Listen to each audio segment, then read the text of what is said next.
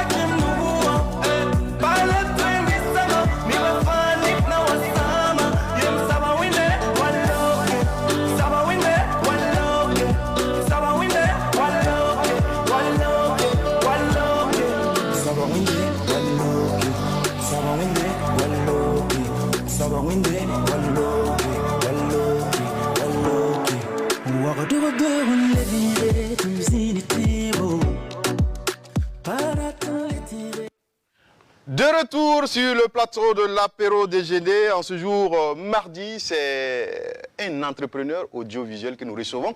Dans cette rubrique tranche de vie, il a un parcours, une enfance qui n'a pas été facile parce qu'il a perdu ses deux parents depuis l'âge de 7 ans, mais ça ne l'a pas empêché en tout cas de gravir les échelons et d'arriver là où il est aujourd'hui. Aujourd'hui, il fait la une quand il s'agit de réalisation de clips vidéo dans notre pays, le Burkina Faso.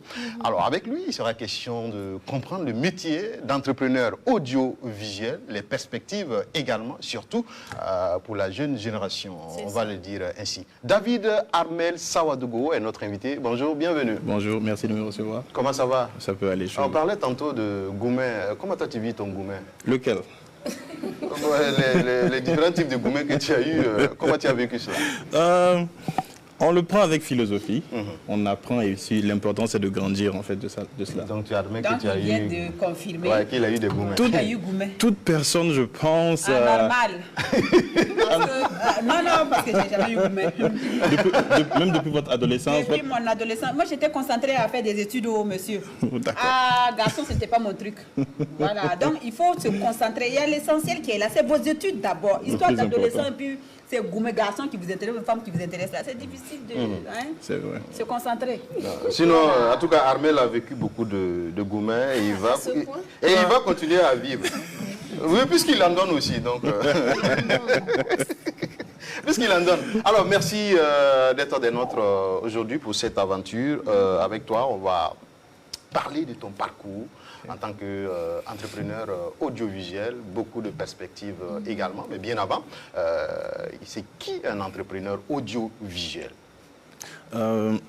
Pour moi, un entrepreneur audiovisuel, c'est un créateur audiovisuel, c'est-à-dire quelqu'un qui exerce des métiers comme la photographie, le graphisme, la réalisation, le cadrage, et qui, au centre de cela, prend beaucoup en compte la partie entrepreneuriale.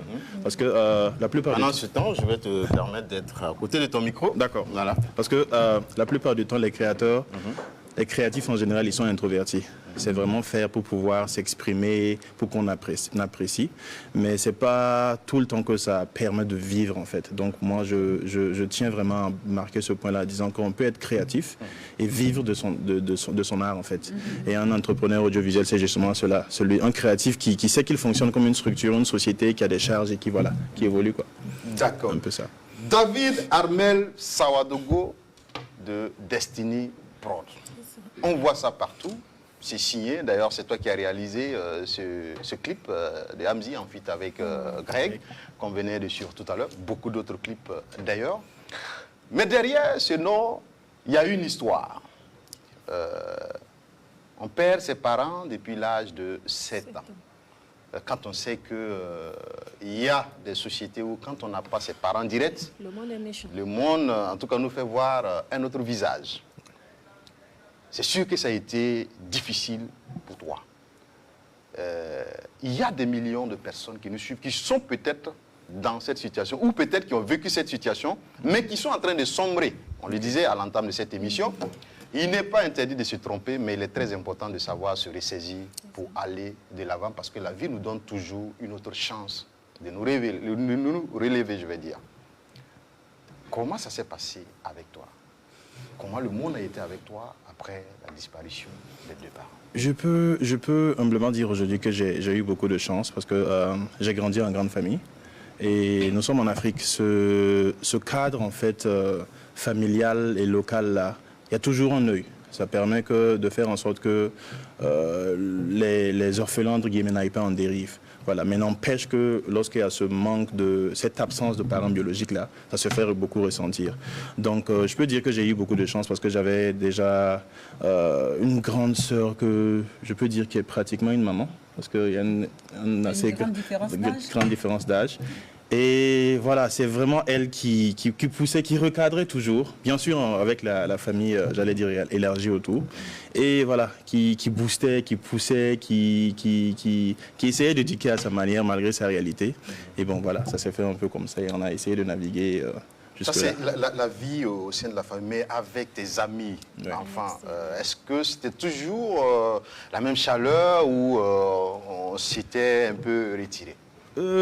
J'allais dire que au départ, on se retire parce qu'on sent qu'on est différent. Il y a des choses en fait auxquelles tu n'as pas accès, que tu vois. Je ne parle même pas des trucs matériels. Hein. C'est vraiment littéralement dans les conversations. Il parle de ses parents, il parle de sa mère, tu ne peux pas mentionner.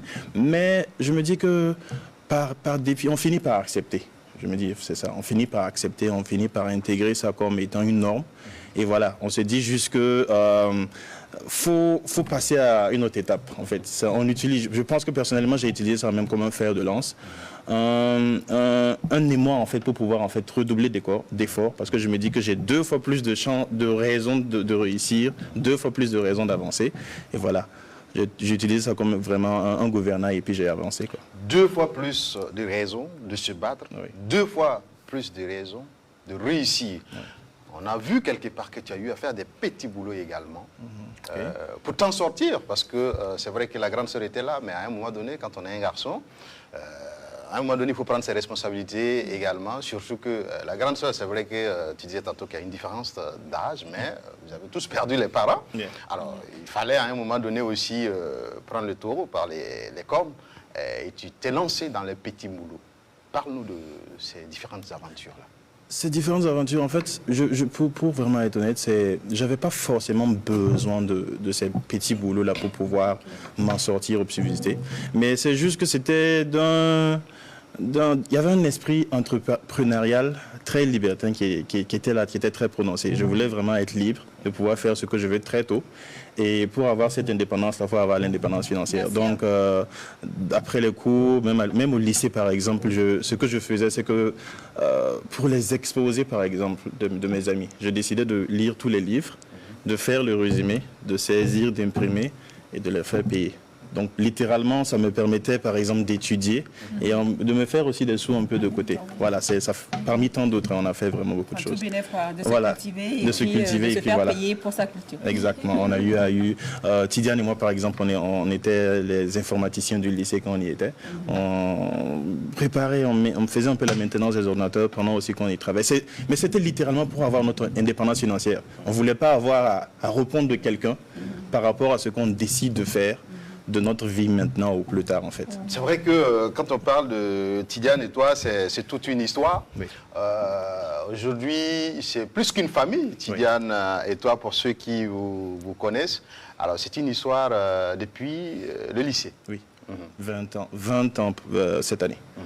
Oui. Tidiane Ouedraogo, c'est le producteur de Ramzi. Ramzi, bien sûr. On s'est rencontrés au lycée et depuis, on a toujours partagé la même vision. Vraiment cette indépendance financière-là. Et très vite, on a accroché. On partait de petit projet à petit projet. J'ai vu que lui aussi, il se débrouillait toujours de côté. Et j'ai vu que c'est quelqu'un qui avait la même vision. Et depuis, on a essayé. Et puis voilà, ça fait plus de 20 ans je pense qu'on grandit ensemble.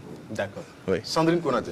Alors, vous l'avez dit, hein, David, on ne s'habitue pas, on ne s'y habitue pas, on finit par vivre avec. Moi, je vous dis bravo parce que face à cette situation, il y en a qui sombrent, il y en a qui après en veulent au monde entier, il y en a qui après en veulent à ceux qui vivent avec leurs parents comme s'ils étaient responsables de la perte de ses parents à soi. Donc, moi, je vous dis bravo. Merci. La collaboration avec Tidiane, pendant que nous y sommes, c'est quoi le secret de cette longue, fructueuse collaboration, étant donné que nous sommes dans un monde où on parle beaucoup plus d'intérêts égoïstes, et puis voilà, de flou, Ouais.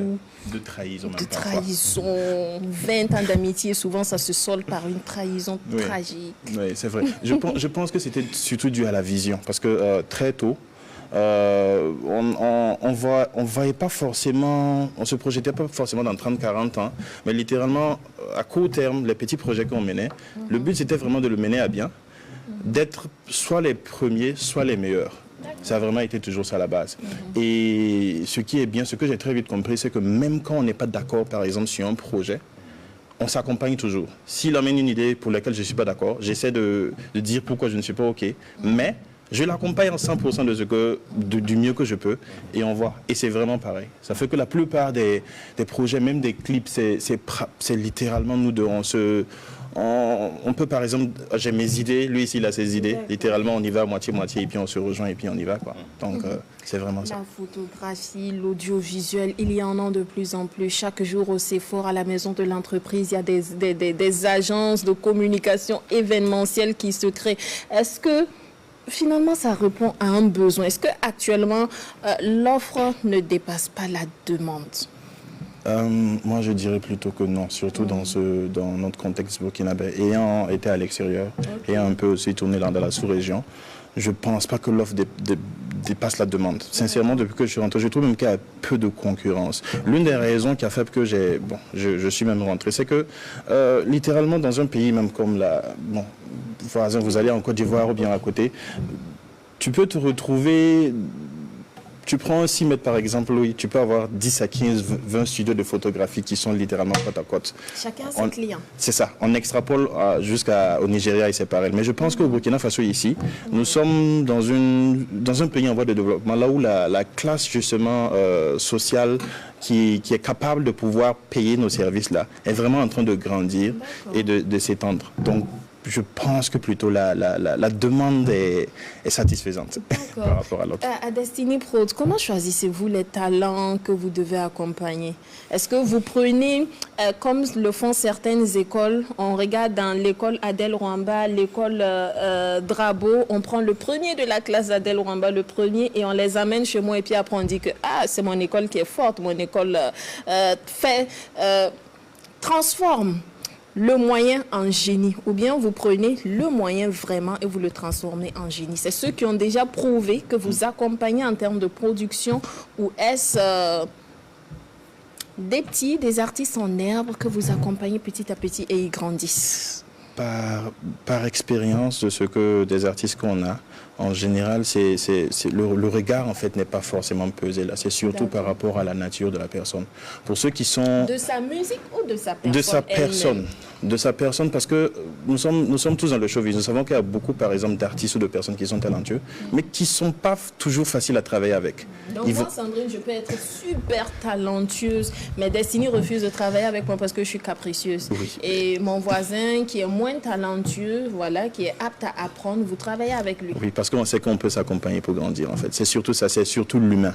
Et même, par exemple, dans mon équipe, personnellement, avec mes assistants, ceux qui travaillent avec moi, je ne regarde pas le talent, je ne regarde pas ce que tu sais faire en tant qu'audiovisuel. Je regarde plutôt qui tu es en tant que personne. Et surtout la flexibilité. Oui. Est-ce que tu es capable de venir travailler, par exemple, de 5 h du matin à 7 h du matin le lendemain, sans notice, par exemple. Et même que ce soit garçon ou fille qui rejoint mon équipe, c'est le même standard, par exemple. Et c'est vraiment ça, la capacité à pouvoir apprendre vite, assimiler, travailler sur pression et puis voilà, comprendre les projets. C'est vraiment ça le plus important. Et jusqu'ici, il n'y a pas eu de fille qui vous a convaincu au niveau de Destiny Prod. Il n'y a pas d'artiste, voilà. Parce que c'est Amzi. Ou est-elle en studio, on ne sait pas. Bien, les filles sont capricieuses ou bien vous avez encore peur des préjugés qui pourraient... Ou bien elle coûte plus cher. Ouais, ou bien elle coûte plus cher, il lui faut sa perruque rouge, ses perles et tout ça. Non, pas forcément. En général, c'est pas forcément qu'on cherche directement. C'est littéralement, ça arrive. En fait, c'est soit dans l'entourage proche, soit par, j'allais dire quoi, une connivence, une certaine entente, mais c'est pas que nous avons décidé de ne pas prendre de filles pour le moment. Si une fille, si les atomes sont assez crochus pour que ça puisse marcher maintenant, on n'a vraiment pas hésité. Et surtout, le point le plus important, c'est qu'il est surtout financier. C'est difficile de gérer beaucoup d'artistes si vous voulez vraiment investir beaucoup dans leur carrière. Donc ça fait que souvent on refraine. Il y en a qui nous approchent, qu'on accompagne littéralement par des conseils. Parfois, au côté clip vidéo, on peut voir ce qu'on peut faire pour accompagner, mais vraiment ça s'arrête là, quoi. Voilà, pour le moment. Vous faites partie de la nouvelle génération de producteurs. Hein. Il y a eu des devanciers et tout. Quels sont vos rapports avec les devanciers en termes de production? Vous êtes venu tout révolutionner ou bien souvent vous partez demander comment on fait? Personnellement, moi, vu que Destiny Prod est subdivisé en, j'allais dire quoi, plusieurs branches. Le groupe Destiny en tête. Ensuite, on a Destiny Prod pour la production d'artistes, piloté par Tidiane. Destiny Pictures, piloté par moi. En général, Destiny Pictures... Il y a Destiny Food également. Il y a Destiny Food également, qui est un restaurant. Et en général, pour ce qui est de Destiny Pictures, nous sommes les hommes de l'image. Nous sommes en général en retrait à l'arrière. Donc, pour ce qui est de la visibilité, des rapports avec justement les gens du showbiz, ça, c'est entièrement à Tidiane. Voilà, c'est lui qui est plus ou moins le visage là-bas. Et c'est peut-être récemment que j'ai commencé à, j'allais dire plus ou moins sortir de l'ombre. Oui, parce qu'un si bel homme ne peut pas se retrouver que derrière les caméras. Il est tout le temps dans le aussi. Il faut qu'il se monte pour que les jeunes filles... Non, pas du tout, c'est pas ça. Pas du tout. Pourquoi alors? La raison primaire, c'était pour travailler. D'accord. C'était vraiment pour travailler, histoire de vraiment mettre les choses en place. Vu que j'ai duré beaucoup à l'extérieur, il fallait que j'essaie de revenir, analyser encore le contexte, en fait, voir un peu comment il fonctionne, qu'est-ce qu'il faut mettre en place. Surtout, travailler à mettre en place une équipe. Et ça prend du temps. Ça m'a pris pratiquement plus de 3 ans. En tout cas, pour ce qui est de son équipe, je confirme, parce que j'ai eu l'occasion de travailler avec lui à maintes reprises sur des vidéos où on a demandé mon avis. J'avoue qu'il a une équipe formidable, et voilà d'ailleurs à l'écran. Et ils ont toujours des uniformes avec black. Vraiment, quand tu vois leur équipe, franchement, c'est au-delà du travail, c'est une famille, quoi. C'est une famille, et en tout cas, bravo. Quand c'est comme ça, on sent véritablement le travail avancé. Alors, Adèle Rouama. Oui, quand c'est comme ça, on sent véritablement le travail avancé. Oui. Alors... Monsieur Sawadgo, moi je souhaiterais revenir, si vous me permettez, en arrière. Oui. Vous avez dit que vous êtes Sawadgo, mais c'est des Sawadgo d'où? De Kongoussi, le village est Tikare. Tikare. Oui. Sawadgo de Tikare à Kongoussi. Oui. Est-ce que vous connaissez très bien la localité de Tikare? Très bien, ça serait prétentieux de le dire, mais bon, j'y suis souvent allé. Très souvent? Ça dépend de la fréquence. Très, c'est quoi? J'allais dire, j'étais beaucoup plus fréquent pendant mon enfance, jusqu'à peut-être la terminale, là où on a commencé à vraiment rentrer dans la vie active. Et juste quelques années après, j'ai immigré pour beaucoup d'années à l'extérieur. Donc, bon. Vous avez immigré pour beaucoup d'années à l'extérieur. Et qu'est-ce que vous avez pu apprendre à l'extérieur? Est-ce que vous avez envoyé votre culture à l'extérieur ou vous avez plutôt pris la culture de l'extérieur pour ramener au Burkina Faso? Je peux dire que je suis un peu mix des deux. Oui. Et j'essaie de lier les deux pour pouvoir tirer le meilleur en fait, des deux aspects. Et puis voilà, c'est ce que j'essaie d'implémenter ici, quoi, plus ou moins. D'accord. Vous avez parlé d'indépendance financière. Moi, je suis tout à fait d'accord avec vous parce que quand on sait ce qu'on veut, on sait là où on veut aller et on ne veut surtout pas qu'on vous freine pour le côté financier. Il faut déjà commencer à travailler et à chercher votre argent. Il n'y a pas de saut métier. Et donc, du coup, les petits boulots dont les gens là disent non, moi, je ne peux pas faire ça. Non. Moi, j'attends juste là pour mettre ma structure. J'attends de mettre ma structure en place. Oui, je serai un grand homme d'affaires. Et non, je ne peux pas faire ce genre de boulot. Quand on a une vision, on ne réfléchit pas comme ça. On prend pas n'importe quel boulot, mais on accepte certains boulots pour pouvoir travailler travailler et c'est ces boulots-là qui vont vous permettre d'atteindre vos futurs objectifs, vos objectifs, je dirais. Alors, monsieur Savado, est-ce qu'il est important qu'une fille soit indépendante financièrement? Important, oui. D'accord. J'allais dire pour un homme en particulier, mais oui, pour une fille aussi, ouais. J'allais dire quoi, pour un être humain en particulier, oui. Les filles également. D'accord, ouais. Également. Alors, parce que beaucoup de filles pensent que non, mais c'est pas important d'être indépendante financièrement. Il suffit juste que je trouve le bon pain qui est déjà beurré avec la sardine à l'intérieur et il sera mangeable. Genre, ils veulent... Mais c'est vrai ce qu'elle dit, non? Elles veulent plutôt des hommes riches. Et pourtant, elles ne savent pas faire grand-chose avec leurs 10 doigts. Alors, est-ce que à ces filles-là, vous avez un mot pour elles? Ces filles-là qui veulent vivre la vie de luxe, la grande vie, mais qui ne veulent rien faire absolument de leurs 10 doigts, à part, bien sûr, soigner le vernis, le maquillage, et elles ne savent même pas faire cuire un œuf, là, généralement. Voilà. Donc, avez-vous un message pour donner à vos sœurs? Oui, j'ai un message et je dis que tôt ou tard, cette vie de luxe là, cette vie de faire ce qu'elles veulent là, je sais que c'est parce qu'elles veulent être indépendantes. Et cette indépendance là passe aussi par une indépendance financière. Tu ne peux pas être indépendant financièrement en comptant sur quelqu'un. Parce qu'il suffit de ses humeurs, il suffit qu'il gagne un bon gourmand et puis du jour au lendemain, voilà, tu n'es plus dans son... Il coupe le revenu. Voilà, exactement. Donc c'est très important, je veux dire en fait, pour elle de travailler, d'apprendre un métier, quitte à ce que ce soit peu. Mais il ne faut pas que jusqu'à un niveau de savant, tu aies besoin de te lever pour aller demander un nom. Parce que littéralement, ça va plus loin même dans la vie de couple. Il y a beaucoup de jeunes sœurs aujourd'hui qui sont dans des couples qui ne partent pas. Parce que si elles partent, elles auront faim le lendemain. Elles n'auront même pas à manger. Même pas de quoi se protéger le mois. Exactement. Donc, c'est vraiment important. Et dans mon équipe, par exemple, il y a une fille qui a fait pratiquement 2 ans avec moi, qui depuis janvier travaille à son propre compte. Elle a ouvert son propre studio. Elle va en solo. Elle a aussi ses assistants. Et vraiment, c'est ce que j'ai vraiment aussi essayé d'inculquer. Voilà. Bravo. Franchement, elle a félicité. Alors, entrepreneur dans l'audiovisuel, au Burkina Faso surtout, est-ce que ça nourrit son homme? Est-ce que vous arrivez tous les fins du mois à payer vos charges, à payer vos employés, enfin vos collaborateurs et tout ça? Est-ce que vous arrivez à vivre dignement de ce travail? Oui, je dirais que oui. Je dirais que oui, et c'est pour cela que, comme je l'ai dit, j'encourage cela beaucoup, parce que surtout dans le domaine audiovisuel, c'est pas forcément un domaine que les parents connaissent d'habitude. Ça fait que j'allais dire quoi, un jeune étudiant ou bien un élève décide par exemple de se lancer dans l'audiovisuel, il peut peut-être facilement être, j'allais dire, recalé par ses parents. Donc, c'est important qu'il puisse s'en sortir financièrement, déjà pour convaincre. Et j'allais pas justifier, convaincre en fait, justement, ces parents-là que j'ai choisi de faire ça parce que j'aime. Ça peut me nourrir de son nom. Voilà. D'accord, ça peut nourrir son nom. Je pense que tes questions font transpirer. Non, je pense que ici, nous tous, nous transpirons. J'ai envie de dire ça comme ça. Et c'est vrai qu'avec sa veste, sa belle veste bleu ciel, c'est même pas le noir, parce que la veste là, c'est le type de veste qu'on ne porte pas au Burkina Faso ici. Parce qu'il fait chaud, c'est le type de veste qu'on porte au printemps, quand il fait 15 degrés. Je l'apprends en même temps qu'elle. Quand il fait 15 degrés, je pense que M. Savadego ce matin, comme il a plu, là, ça faisait longtemps qu'il n'avait pas il a plu, il s'est dit, les 15 degrés de Paris, tiens, attends, je vais me porter une petite veste, on en sait jamais. Jamais connaître les caprices de notre climat.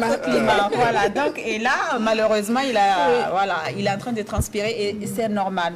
Et en plus, très, très éloquent, vraiment agréable à entendre et tout ça, et qui connaît bien son métier et qui maîtrise tous les sujets. Mais parlons de projets, M. Savadego. Quels sont vos projets à court, moyen et long terme? Intéressant. Bon, je peux dire qu'à court terme, c'est de littéralement continuer à faire des productions, j'allais dire audiovisuelles, parce que c'est beaucoup apprécié. À moyen terme, c'est de pouvoir faire en sorte d'autonomiser ceux qui travaillent avec moi, de manière à vraiment qu'ils soient des collaborateurs autonomes sur lesquels je peux et Destiny peut compter. Et je vais dire maintenant, à long terme, c'est de vraiment être cette structure-là de formation qui passe le flambeau, qui permet justement qui a permis peut-être d'ouvrir une porte à beaucoup, de pouvoir embrasser ce métier-là et puis d'en faire vraiment une carrière. Voilà, c'est un peu ça. D'accord, c'est un peu ça. Il faut terminer, Dravo. Alors, pour terminer, est-ce que Destiny est à la portée de tous les artistes? Est-ce que tout le monde, genre les Sandrine et les Adèle, là, peuvent venir faire un clip chez vous, chez Destiny? Est-ce que c'est pas trop cher? Bien sûr. Moi, je ne pense pas que c'est trop cher. Je pense que c'est abordable. Ici, vous voyez, nous sommes un peu dans beaucoup de spectres. Nous sommes dans le gospel, dans les nouveaux artistes, j'allais dire underground. Les nouveaux artistes, là, c'est-à-dire? Littéralement, la personne n'a pas de clip, quoi. Ah d'accord, oui. ok, d'accord, les débutants. Les débutants, voilà. Et nous avons même chaque année, pendant un mois, nous lançons Destiny Underground, là où nous sélectionnons 10 clips pour lesquels nous faisons vraiment un très très très bas prix pour permettre en fait à... Et là, c'est vraiment sur sélection. Vous envoyez la chanson et puis on écoute et puis on choisit. Histoire vraiment d'accompagner. D'accord. Parce qu'il y a beaucoup, il y a beaucoup qui justement ont le talent, mais qui littéralement ne peuvent même pas avoir ne serait-ce que ce qu'il faut pour pouvoir avoir de bonnes images. Donc, sous certaines conditions, on accompagne. Ça fait 2 années consécutives qu'on l'a fait et on espère pouvoir continuer encore les années prochaines. Sous certaines conditions. Et quelles sont ces conditions? C'est pouvoir réduire en fait la quantité de travail. Il ne faut pas que la personne veuille des scénarios qui vont nous prendre peut-être 3-4 jours de boulot parce que... Les scénarios de Steven Spielberg. Exactement. Parce que bon, peu importe la qualité aussi, il y a toujours, même si le prix est réduit, il y a toujours des charges qui sont là, qu'on tient quand même à respecter, donc c'est important. D'accord. Merci. Merci à toi, David Armel. On va revenir dans la deuxième partie de cette émission parce que j'ai 2-3 questions. D'accord. Et nous allons nous retourner vers notre invité du jour, Monsieur David Armel Sawadogo. Alors, moi, j'avais cette question-là que je voulais poser à David. Quelle est la place de la formation chez vous? C'est vrai que vous avez dit avec votre petite équipe, vous travaillez à ce qu'ils soient autonomes. Mais vous qui avez fait de longues études, qui avez bénéficié d'une formation, aujourd'hui, quelle est la place la place de la formation à Destiny Pictures? Moi, je peux dire que la formation chez nous, elle est continue. Elle ne s'arrête jamais parce que même moi, même étant dans le domaine depuis plus d'une vingtaine d'années maintenant, je continue de me former. Les technologies ne cessent d'avancer et d'évoluer. Et si mon premier clip que je pense qui est passé à la RTB, c'était en 2004-2005, ça fait pratiquement 19 ans. Si aujourd'hui je continue de réaliser, c'est parce que c'est cette capacité à pouvoir se recycler, à pouvoir toujours apprendre, et c'est littéralement transmis. Et voilà. Oui. C'est littéralement transmis et puis voilà, ça, on n'arrête jamais quoi. La formation est extrêmement importante. Mais est-ce que vous sentez que la jeunesse vient vers la formation? Parce qu'il y a des gens qui ont la passion de la chose. C'est vrai que par moments on voit des clips qui ne sont pas aussi ça qu'on nous propose. Mais est-ce que véritablement les gens, quand vous lancez vos sessions de formation, est-ce que les gens s'inscrivent véritablement? Si les gens s'inscrivent véritablement, je peux dire que moi particulièrement j'ai la chance parce qu'il y a déjà une certaine notoriété, parce qu'ils viennent pour s'inscrire à une certaine école.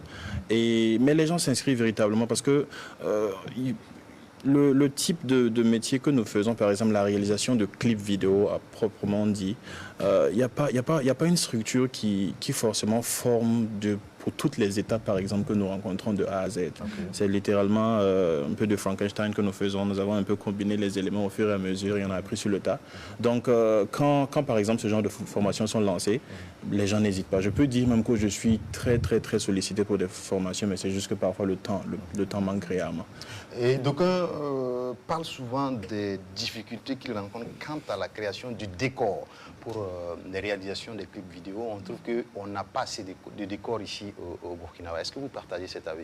Mais nous voyons dans vos différentes réalisations qu'il y a quand même des décors que vous arrivez à faire qui sortent de l'ordinaire. Est-ce que aussi, quand on n'a pas véritablement les moyens, on peut bénéficier de ces décors-là? Parce que là, c'est un peu difficile. Si on n'a pas les moyens, c'est un peu difficile de bénéficier de ces décors parce que justement, je trouve qu'il n'y a pas assez de réalisateurs de clips vidéo.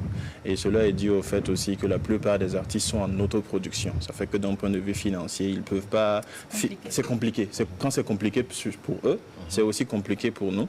Si bien que, voilà, on essaie de faire la vidéo toujours dans un certain budget, avec en fait les décors qui sont à disposition. Quand c'est nécessaire qu'on les crée, il va falloir banqueter beaucoup plus. Et parfois, il y a des vidéos pour lesquelles on trouve que le décor qu'on veut n'est même pas au Burkina Faso et là on voyage. Voilà, donc c'est littéralement relatif au budget.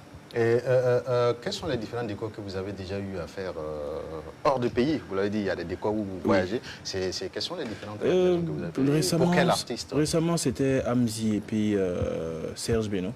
Zinza. Là, on a dû complètement aller à Côte d'Ivoire pour le faire. Il y a aussi Amzi Mamsendata. On a dû aller, par exemple, au Ghana pour le faire. Et c'est intéressant parce que de là-bas aussi, on crée des relations, on crée des connexions. Et littéralement, en septembre et puis en décembre prochain, je dois repartir là-bas pour faire des vidéos pour d'autres artistes pour ghanéens qui ont vu justement ce que j'ai eu à faire là-bas et voilà, qui sont aussi intéressés par les services, quoi. Donc ça permet... Est-ce qu'à Destiny, on fait la vidéo parce qu'on veut aider ou vous écoutez d'abord la chanson? Parce qu'il y a des réalisateurs, quand ils ne sentent même pas la chanson, ils ne s'engagent pas pour la réalisation du clip. Est-ce qu'à Destiny, vous avez... La primeur revient au réalisateur. La première des choses, c'est on a le droit de refuser de réaliser. C'est vrai que parfois c'est difficile quand la personne paye. Je te dis que bon, peu importe la qualité du son, tu vas le faire. Mais j'avoue que j'ai eu à refuser de réaliser certains sons.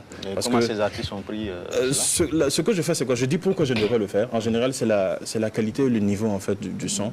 Et je dis ce que je pense et je suggère, vu qu'on travaille avec beaucoup de structures audio sonores, je suggère, va te faire coacher, va te faire suivre. Lui, je le mets en contact avec les gens que je pense qu'ils peuvent aller. Ils vont, ils travaillent. Et si ça revient d'un point de vue décent, voilà, on essaie d'accompagner vraiment dans ce sens-là, quoi. Voilà. Ben, c'est super parce que déjà ils suggèrent, ils proposent et ils conseillent. Il y a d'autres qui disent non, ça ne m'intéresse pas. Wakirem data wakire, c'est pas ici, je ne réalise pas ça. Va voir ailleurs. Donc sincèrement, c'est la personne quand c'est comme ça se sent rabaissée tout de suite et du coup sa manière de procéder, la personne se sent considérée et surtout respectée, je dirais. Voilà. Alors, David Armel, nous sommes pratiquement à la fin de cette émission. Alors, aujourd'hui, à Destiny, qu'est-ce qu'on doit retenir de Destiny? Et puis, bon, avant, bien sûr, on ne se dise au revoir sur ce deuxième numéro de l'apéro. Je peux dire que Destiny, nous sommes un groupe qui... Nous sommes toujours, j'allais dire quoi, à la jeunesse de ce que nous pensons vouloir faire pour la culture. Nous évoluons, nous apprenons de nos erreurs, nous faisons vraiment ce que nous pouvons avec nos moyens de bord.